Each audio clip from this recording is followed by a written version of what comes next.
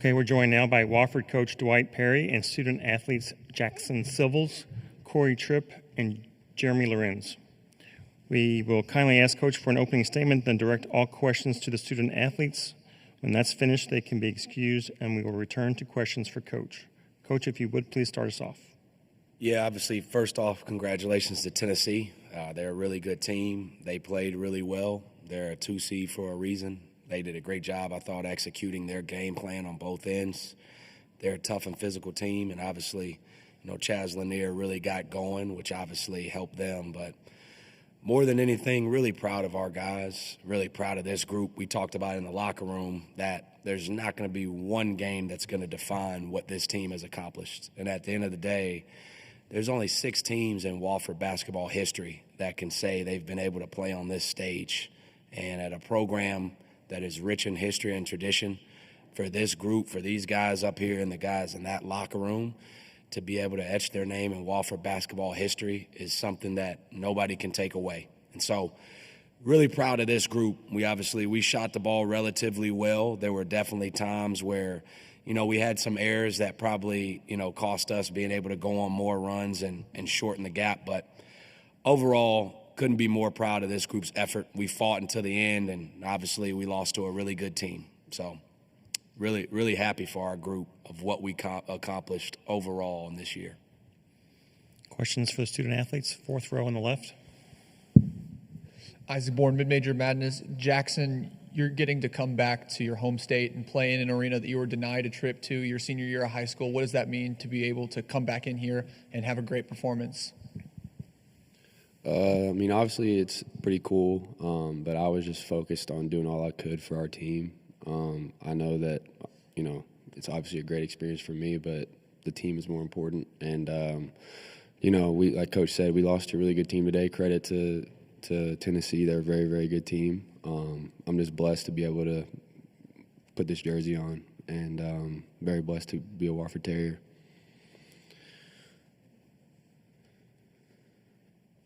Second row on the left.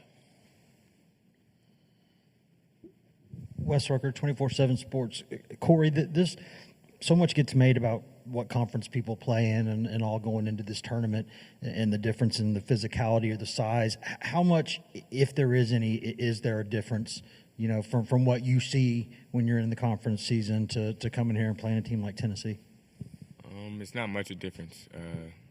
Mid-major, they got to start respecting it. A lot of guys on Tennessee, a lot of their best players came from mid-major. So, at the Division I level, there's not a huge gap anymore with the transfer portal. So, I don't see much of a difference.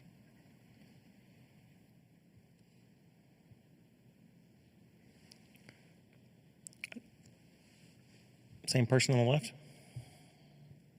Wes Rucker, 24/7 Sports. Jeremy, you were able to bust free a few times there on that right elbow and hit a couple of shots. Was that something that Tennessee was given space there, or was that something that you kind of went into the game thinking, if I can get to this spot here, I can have some success? No, I think that was just completely the way they were playing. I know that's something that I can cause problems with for teams that play in the 5 is their big guys aren't always used to guarding a guy out there who can shoot it, and I think that's something that I realized that I was going to be able to take advantage of. I didn't know going in, but it's always something I look to exploit with teams, and it was there, and shot the ball with confidence, and luckily they went in. 3rd row on the right. Zach Gagan, Kentucky Sports Radio. Jackson, at the very end there, it looked like you were kind of waving goodbye to the crowd, giving them a little send-off when you were coming out. Just what was going through your head in that moment, and kind of what has this whole experience been like for you, the NCAA tournament? Yeah, I was just more so just thanking everybody for coming. We've had a lot of support this year, especially at the Southern Conference tournament. Everybody who was there knows how great of an atmosphere that was, and that was because of the Wofford faithful. So for people to come up here and spend money and spend time and go all the way from Spartanburg to here, wherever they came from, it meant a lot to me. And I know my teammates as well. But also I was just trying to soak it all in. Obviously this is a once-in-a-lifetime experience, and I knew that. So just tried to do my best today and leave it all on the floor. Anything else? 4th row on the left. Isaac Bourne made Major Madness. Corey, the shot's not falling from deep today, but you're able to find your way inside a couple times. Tennessee, one of the better defenses on the inside in the country. How are you? What strategies were you taking to get the ball on the inside and score in there? Just trying to pick my spots, find the gaps, see who's sleeping in the gaps, and just playing aggressive. That was our game plan, to get in the paint and play under control, and I just try to do that to the best of my ability. Great. Thanks so much for your time. We appreciate it. Thank you. Thank you. Coach, if you'll stay here. We'll open it up for questions for Coach.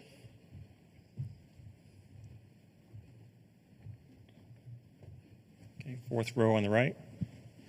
Cameron Drummond with the Lexington Herald Leader. Dwight, I know the focus was, I'm sure, on your players and team today, but obviously you getting the chance to coach an NCAA tournament game at a place that was, so much to you in your formative years. Can you just kind of describe any personal feelings, emotions, and just what today was like for you from that perspective? Yeah, I think a big part, a huge amount of gratitude. Fortunate to be able to experience a moment like this with a special group of players, special group of coaches, and obviously a lot of family and friends that were here as well.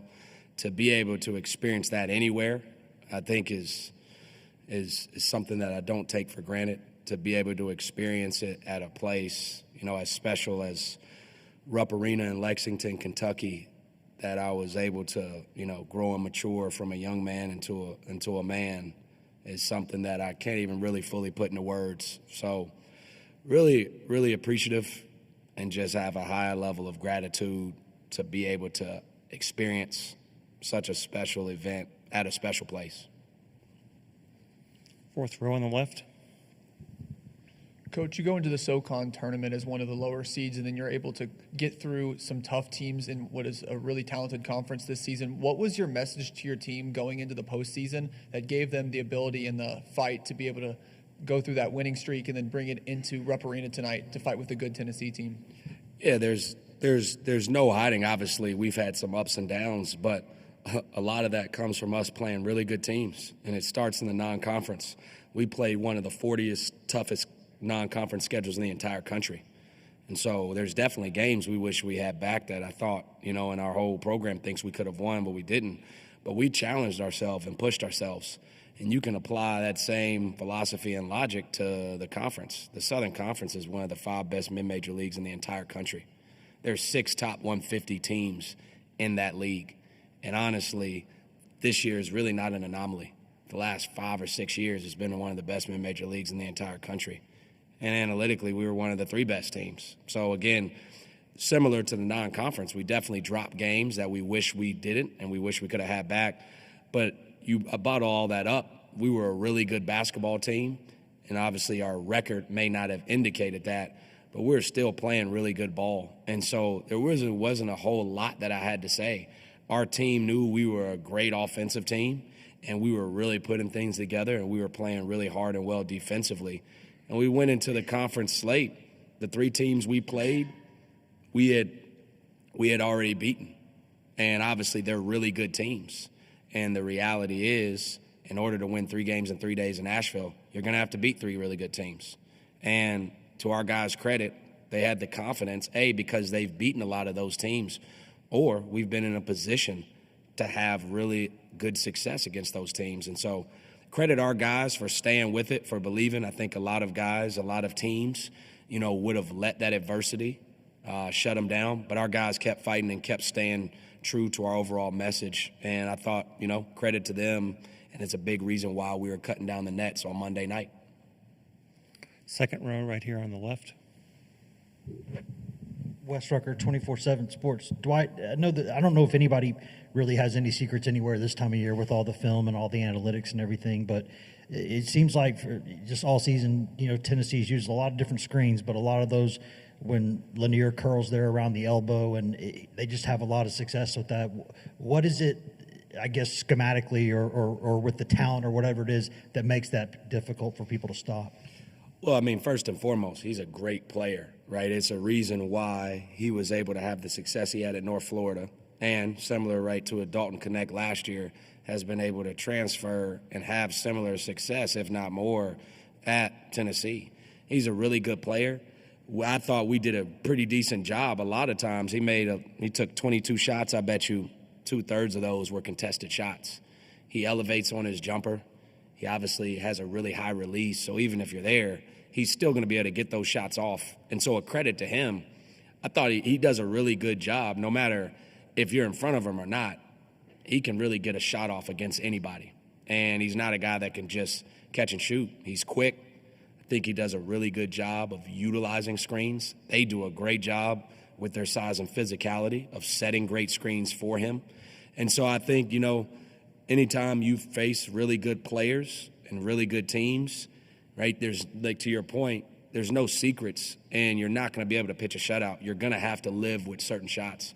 And I thought, by and large, to be honest, the shots he took, especially in the mid-range, those are shots that, for the most part, we would live with as a team.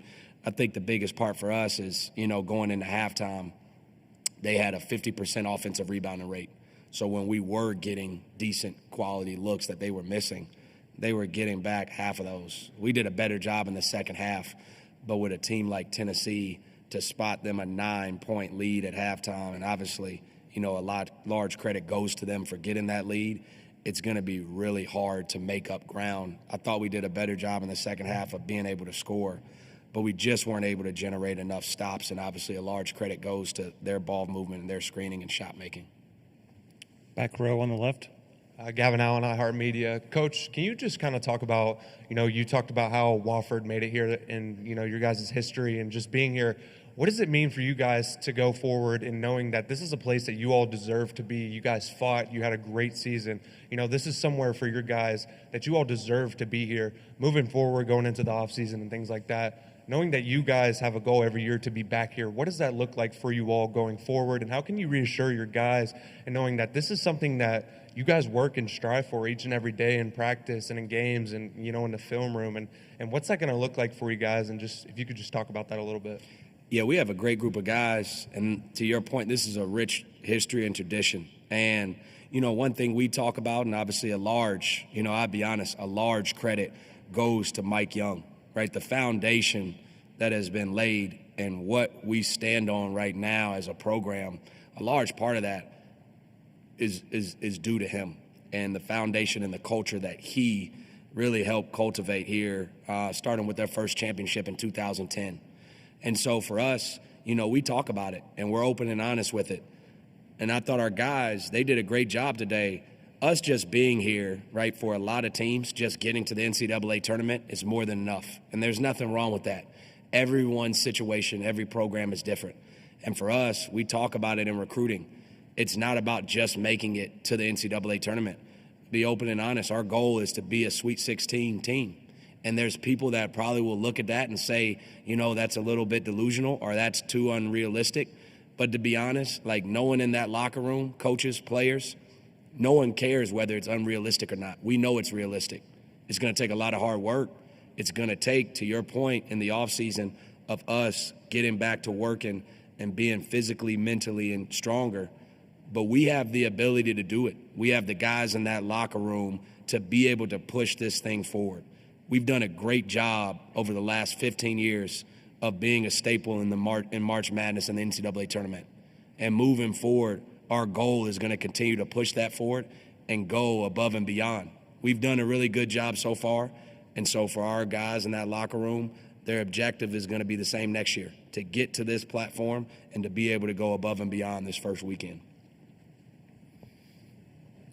Back row left.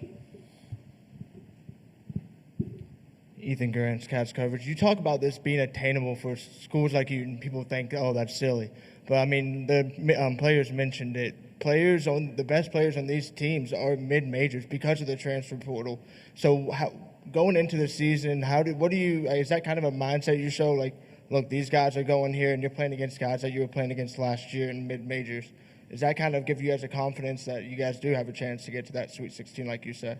Yeah, I think, to Corey's point, there's a lot of really good players everywhere across the board, whether it's low, mid, high, East Coast, West Coast, Southeast, Northeast. There's good players all across this country and, to be honest, all across the world.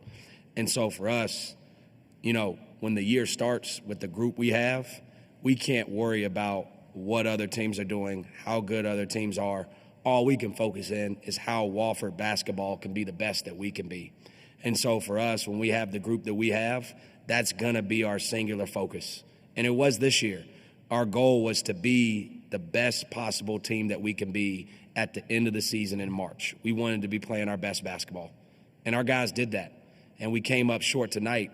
But I tell you what, like, there wasn't a group I've been around that's been able to maximize and reach their fullest potential more than the group that I was able to coach this year. And I couldn't be more proud. And so I think it starts with that. When you have a group of 4 seniors that, again, laid the foundation for what's to come moving forward, I think when you have guys that come in behind them, it only helps elevate and push what we're trying to do forward more and more. And so when the offseason starts, we got to get to work. The work starts really quickly. We're going to obviously give guys some time off, but starting this spring and summer, it's time to get back to work, and I think our guys are up for the challenge. Coach, we appreciate your time. Thanks so much. Thank you.